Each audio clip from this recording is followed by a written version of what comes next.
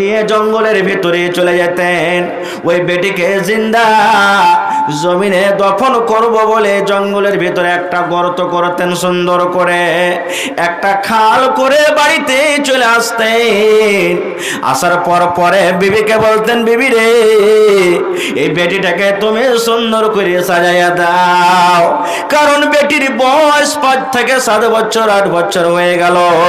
শ্রীকুণ্ডের বাজার কেমন হয় চোখে দেখেনি, চকিয়ার বাজার কেমন হয় দেখেনি, হিরানপুরের মার্কেট কেমন হয় দেখেনি। এই জন্য বিবি রে, সুন্দর করে মেয়েকে সাজাইয়া দাও, গোসল পানি তাকে করাইয়া দাও, তেল কজল তাকে সুন্দর করে দিয়ে দাও। এবার মা তো জানে না বাবা তার মেয়েকে কোন মেলা কোন বাজারে নিয়ে যাবে। ইমাম বাগাবী রহমাতুল্লাহ আলাইহি বলছেন, মা সুন্দর করে সাজাইয়া কুজাইয়া বেটির হাত খান বাবার হাতে দিয়ে দিতেন। বাবা মেলা ঘোরার নাম করে, বাবা বাজার ঘোরার নাম করে ওই বেটির হাত খান ধরে টানতে টানতে জঙ্গলের ভিতরে নিয়ে যেতেন। কোন জঙ্গলে নিয়ে যেতেন বন্ধুরে? যে জঙ্গলের ভিতরে একটা গর্ত করেছিল বেটিকে দফন করব বলে, ওই জঙ্গলের ভিতরে যখন বেটিকে নিয়ে যেতেন, এবার জঙ্গলের মধ্যে রাস্তা নাই। ওই সন্তান কলেজার টুকরা বেটি বলতো, আব্বা গো, এই জঙ্গলের ভিতরে অন্য কোনো রাস্তা দেখা যায় না, শুধু জঙ্গলই জঙ্গল দেখা যায়। এই জঙ্গলের মধ্যে আমাকে কোথায় আপনি নিয়ে যাচ্ছেন? বাবা এই কথাটা বলতেন, বেটি রে, এই জঙ্গলের ভিতর দিয়ে রাস্তা আছে, তোমাকে মেলা নিয়ে যাব, বাজারে নিয়ে যাব, তুমি চিন্তা করো না। ইমাম বাগাবী রহমাতুল্লাহ আলাইহি বলছেন, ওই বেটির হাত কান ধরে টানতে টানতে টানতে বন্ধুরে যে জায়গাতে গর্ত করেছিল ওই গর্তের পাশে নিয়ে বেটিকে বলতো, বেটি রে, একটু তুমি মুখ কান বাড়াইয়া দেখো গর্তটা কত বড় আছে। বেটি তো জানে না বাবা কি কারণে আমাকে দেখতে বলেন। ওই কলেজের টুকরা নয়নের তারা বেটি সুন্দর করে যখন এরকম ভাবে বাপের কথা শুনে, এরকম ভাবে মাথাটা বাড়িয়ে চোখ দুটা বাড়িয়ে গর্তকে দেখতে গেলেন, পিছন থেকে ধাক্কা দিয়ে বেটিকে গর্তর মধ্যে ফেলে দিলেন। গর্তর মধ্যে পর বেটি গর্ত থেকে বলেন, আব্বা কেন আপনি আমাকে গর্ততে ফেলে দিলেন, ধাক্কা কেন দিয়ে দিলেন? এবার ইমাম বাগাবী রহমাতুল্লাহ আলাইহি বলেন, এরে দুনিয়ার মুসলমান, ওই বাপ তাকে বেটিকে এই কথা বলতেন, বেটি রে, যেদিন থেকে তুই আমার বাড়িতে এসেছিস, গ্রামে আমি যেতে পারি না, গ্রামে হাঁটতে পারি না, চোখে বসতে পারি না, দোষ বন্ধুদের সাথে আমি কোনো কথা বলতে পারি না, মুখখান আমার কালো হয়েছে, মুখখান আমার ছোট হয়েছে, আমাকে লজ্জা লাগছে লোকের সামনে বলতে যে আমার বাড়িতে বেটি জন্মগ্রহণ হয়েছে। বেটি রে, জীবনের মতো আব্বা বললে আমাকে, জীবনের মতো আমার চেহারাটা দেখলি, আর তুই আমাকে জীবনে কোনোদিন আব্বা বলে ডাকতে পাবি না। এই মুসলমান, আব্বা জানের কথাটা শুনে বেটে কানতে কানতে এই কথাটা বলতো, আব্বা গো, আর আপনাকে আব্বা বলে ডাকবো না। যদি আমার কারণে আপনি লজ্জা পান, আপনাকে শরম লাগে, গ্রামে যদি হাঁটতে না পারেন, আব্বা জান আপনি আমাকে গর্ত থেকে উঠিয়ে নেন, আমার দোজক যেই দিকে যাবে আব্বা জান আমি চলে যাব, আপনাকে আমি আর আব্বা বলে ডাকবো না, দয়া করে আপনি এই গর্ত থেকে আপনি আমাকে উঠাইলেন। ইমাম বাগাবী রহমাতুল্লাহ আলাইহি বলেন, এরে দুনিয়ার মানুষ, কত রকম কান্না কাটা করতে থাকতো বেটি গর্ততে পড়ে পড়ে, কিন্তু বাপ একটা কথা তার শুনতো না, ওই জিন্দা জীবিত বেটিকে মাটি উপর থেকে চাপিয়ে দফন করে বাড়িতে আসতো। ওহরে মুসলমান, তোরা হারাস না ঈমান, আরে ওহরে মুসলমান, তোরা হারাস না ঈমান। নামাজ পড়ো, রোজা রাখো, আর পড়ো কোরআন, ওরে মুসলমান তোরা হারিস না ঈমান। যদি মানো পাক কোরআনের কথা, থাকবে না তোর গুনাহ খাতা। যদি মানো পাক কোরআনের কথা, থাকবে না তোর গুনাহ খাতা। বলছে রাত পার করিবেন আল্লাহ রব্বে দো জাহান, ওরে মুসলমান তোরা হারিস না ঈমান। নারে তাকবীর। তাহলে ভাই এই আয়াতটাকে সামনে রেখে দেখেন যে মক্কার লোকেরা নিজের মেয়েকে কলিজার টুকরাকে দুনিয়াতে আসার পর মারতো, আর আমরা পেটে থাকাতে মেরে দিস। হা হা হা হা। আর একটু আগে চলেন, কোরআনটা কার কিতাব? জোরে বলেন। মুখে খেইনি টেনি আছে নাকি আপনার ঘে? জি, কোরআনটা কার কিতাব? আল্লাহর কিতাব। কোরআনে কত সূরা আছে? 114 সূরা আছে। কিন্তু বন্ধুরে, যারা কোরআন মাজিদ পড়িতে জানেন, পড়িছেন, কোরআন মাজিদের মধ্যে 114 সূরা আছে। একটা সূরার নাম আছে সূরাতুন নিসা। 114 সূরার মধ্যে একটা সূরার নাম আছে সূরাতুন নিসা। আছে না নাই? নেশা মানে কি মহিলা, নেশা মানে কি আওরাত। কিন্তু বন্ধুরে, কোরআন মাজিদের 114টার মধ্যে একটাও সূরা আপনি এইভাবে নাম পাবেন না যে বেটা ছেলের নামে সূরা আছে সূরাতুর রিজাল। নেই, সূরাতুর রিজাল নেই, সূরাতুন নিসা আছে। তাহলে বোঝা গেল যে আল্লাহ তাবারাক ওয়া তাআলা মেয়েদের মান সম্মানকে কত উঁচা করে দিয়েছেন, যে তাদের নামে নামে সূরাও আছে কোরআন মাজিদের মধ্যে।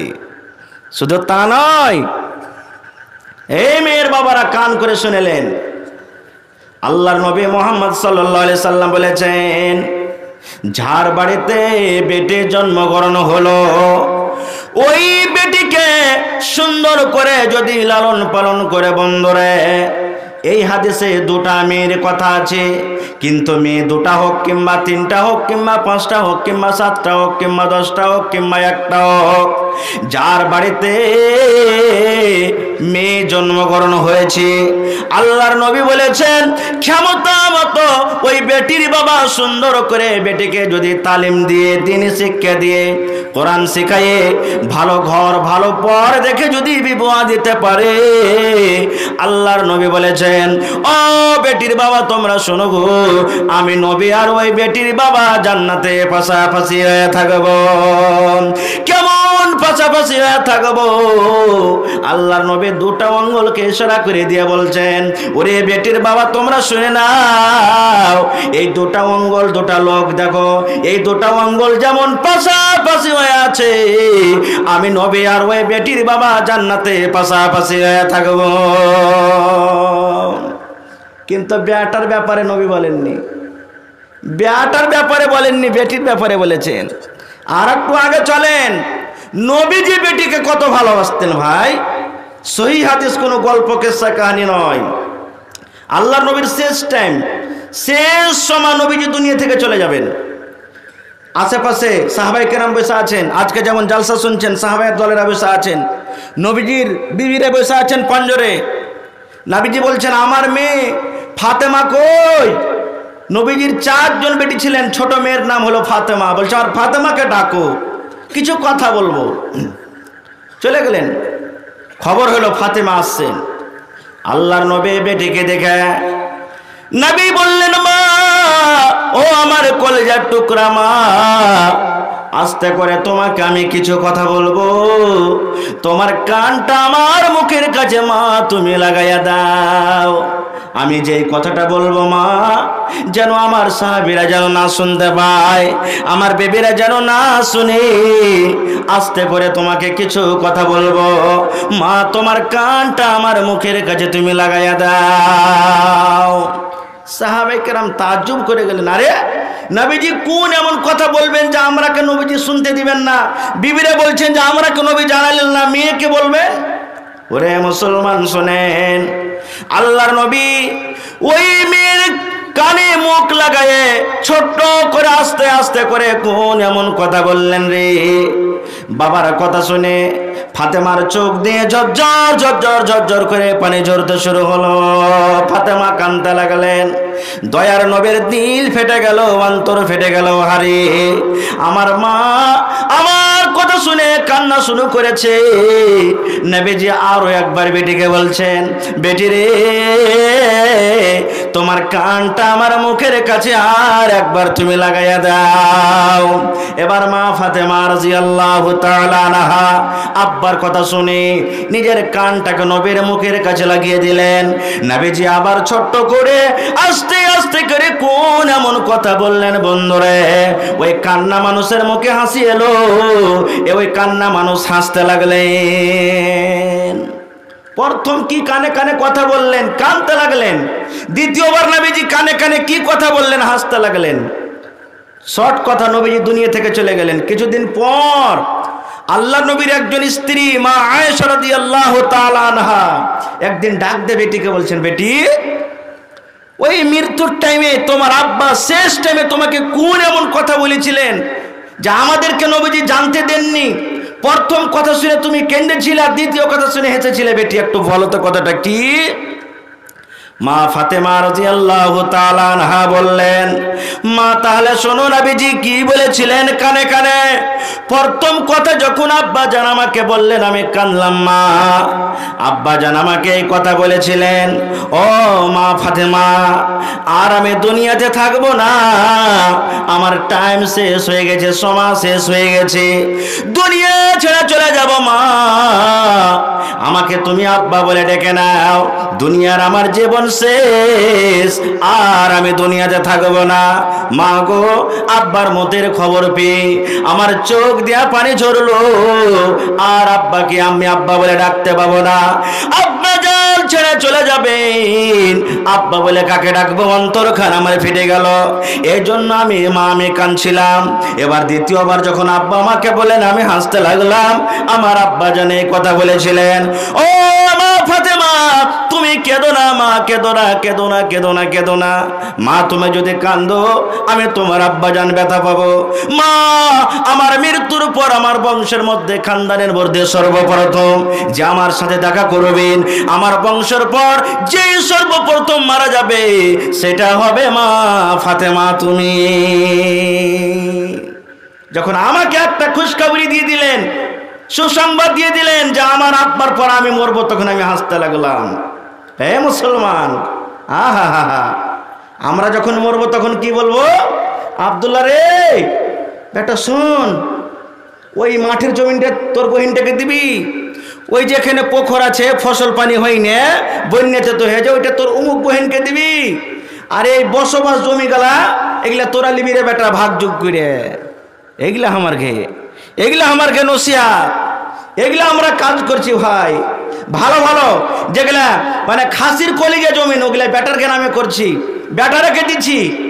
আর যেগুলা মাঠে দোয়া যায় ওই জমিনগুলো আমরা দিচ্ছি কাকে? বেটিকে দিচ্ছি।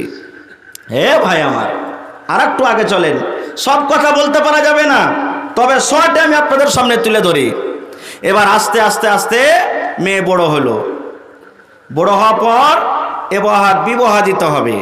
তা আপনারা বলেন তো, প্রথমে ছেলেটার হক না প্রথমে মেয়ের হক? কার হক? আমরা এটাই জানি যে প্রথমে ছেলের হক। বলবে কি?